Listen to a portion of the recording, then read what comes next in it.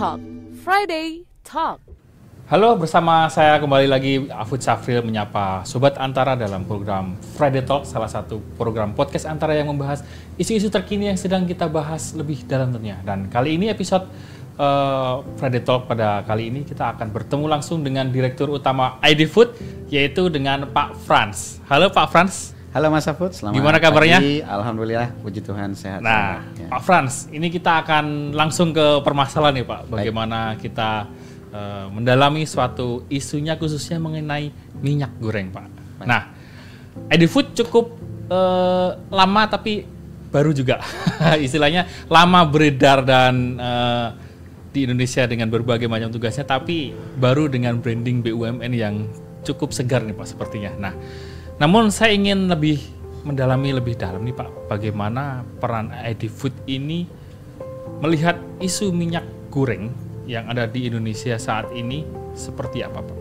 Sebenarnya awalnya bukan kelangkaan, tapi keluhan atas tingginya harga minyak goreng dibandingkan tahun-tahun sebelumnya.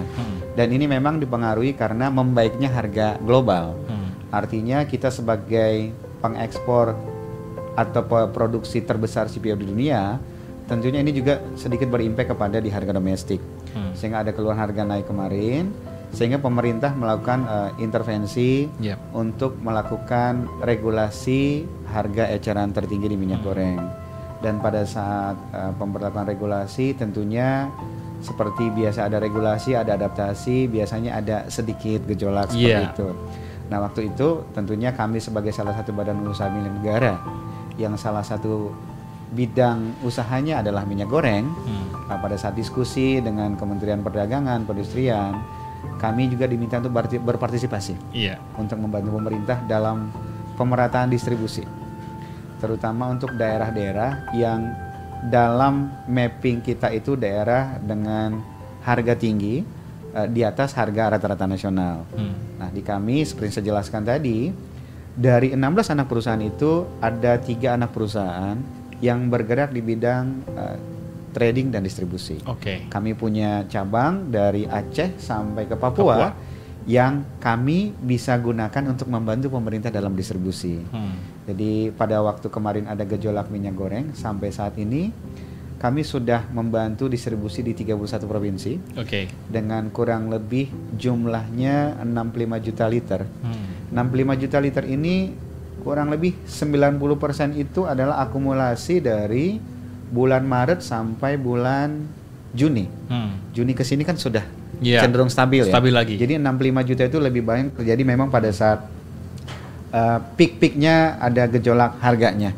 Nah, itu yang kami lakukan. Selain itu memang regular bisnisnya ID Food juga untuk bantu pemerintah dalam mendistribusikan minyak goreng tadi, terutama minyak goreng curah yang menjadi perhatian pemerintah yang memang banyak dikonsumsi oleh masyarakat menengah ke bawah. Tapi sebenarnya apakah waktu itu memang benar-benar langka Pak? Atau hanya memang ini ada keseimbangan yang terganggu aja itu? Atau memang benar-benar langka yang di RNI sendiri memang harus memenuhi di pasar, harus mencari lebih seperti apa Pak?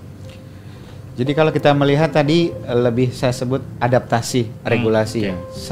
Kalau kita ingat waktu itu ada regulasi selain harga eceran tertinggi, juga ada aturan pemerintah tentang domestic market obligation dan domestic price obligation, di mana para produsen itu akan bisa mendapatkan izin mengekspor setelah memenuhi kewajiban mendistribusikan domestik. Nah, disitulah seringkali ada mereka harus melakukan verifikasi data distribusi. Dan di situ kita juga untuk bisa membantu mematchingkan antara kebutuhan si produsen dengan juga kebutuhan market. Jadi waktu itu kami juga bekerja sama dengan beberapa produsen, terutama kalau kita bicara minyak goreng ini memang ada 2 tipe produsen. Produsen yang memang mereka punya jaringan ekspor dan juga punya jaringan domestik lokalnya. Rata-rata kalau yang punya jaringan dua-duanya ini mereka sudah punya jaringan mandiri, Mas. Tapi ada beberapa produsen yang memang selama ini fokus untuk ekspor, tapi memang mereka hampir tidak punya jaringan domestik. Nah, umumnya kami bekerja sama dengan produsen seperti itu untuk membantu mereka dalam penyaluran DMO-nya ke pasar. Jadi itu saya kira itu masalah adaptasi saja sih pada saat ada perubahan regulasi. Dan RNI ketika minyak goreng berarti kan ada di industri hilirnya ya Pak? Betul. Hilirnya di mana langsung bersentuhan lah dengan masyarakat itu. Dan pada waktu itu apakah memang ada informasi atau isu yang beredar bahwa DMO-nya atau untuk memenuhi kaidah lokal sendiri ini, apakah waktu itu memang kekurangan Pak, atau memang ada tawaran yang lebih menggiurkan, ternyata ada perusahaan swasta atau perusahaan lain yang ternyata sedikit mencari peluang di luar dan ternyata dilihat lebih menggiurkan, atau memang RNI punya pandangan seperti apa Pak dengan kondisi waktu itu? Dari pengalaman berhubungan dengan para produsen di komoditi-komoditi sembako ya, saya percaya mereka juga punya nasionalisme merah putih, gitu ya. Mereka juga selain memperhatikan peluang pasar ekspor, juga mereka juga concern untuk domestik. Karena begini, kalau benar-benar mereka yang punya memahami ekonomi, tentunya situasi seperti ini kan tidak selalu konsisten seperti itu. Iya, betul. Jadi rata-rata produsen pun memahami bagaimana penting menjaga market ekspor dan juga menjaga market domestik. Karena suatu saat nanti bisa saja juga domestik yang lebih kuat daripada ekspor. Menguntungkan ya. Lebih menguntungkan. Nah, itu yang saya pikir, yang saya lihat bahwa hanya ada proses adaptasi regulasi saja yang membuat beberapa proses distribusi terhambat. Nah, dalam hal itu juga dalam ekosistem BUMN, kami tadi kan ada di hilir seperti Mas Abdul sampaikan. Nah, kami juga punya BUMN yang ada di hulunya. PTPN. Ya. PTPN ini juga salah satu produsen CPO dan minyak goreng yang cukup besar di Indonesia. Jadi selain bekerja sama dengan swasta, kami juga bekerja sama antar BUMN sendiri. Seperti PTPN, kami menyalurkan sebagian minyak goreng dari PTPN itu kami salurkan di Jawa Tengah, di Banten, dan di Jawa Timur. Jadi memang setiap kali ada permasalahan, pastinya kita tidak bisa pecahkan sendiri. Kuncinya saya pikir sinergitas. Sinergitas antara pemerintah, BUMN, dan pelaku usaha lainnya. Oke.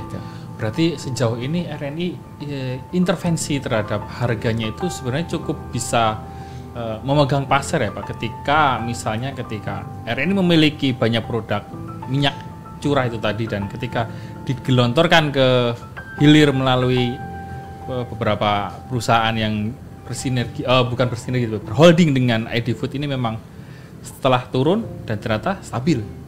Nah, sejauh mana sih Pak bisa melakukan itu? Apakah memang harus dilakukan strategi seperti itu ketika harga bergejolak atau kelangkaan, atau memang perlu melihat hal-hal lain untuk melakukan istilahnya membanjiri pasar dengan strategi ID Food sendiri?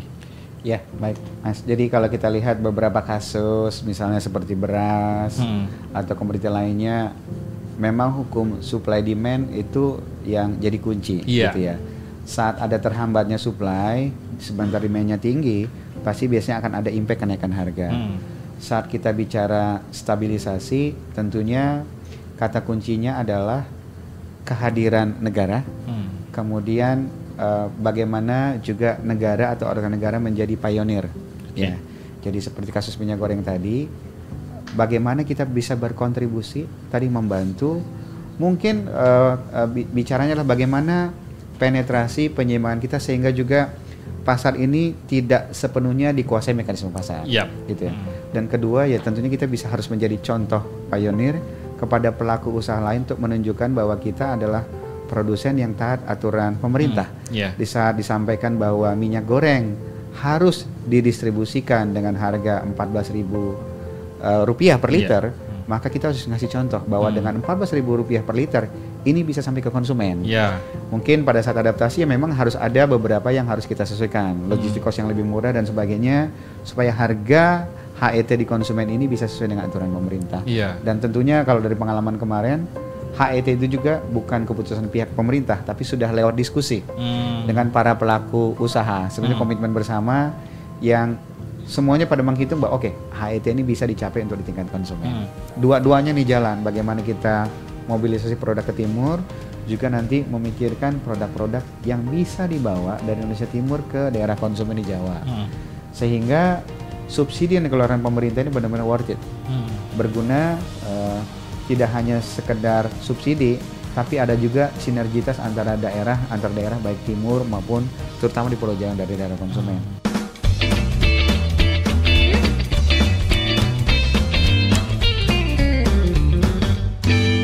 Friday Talk. Talk.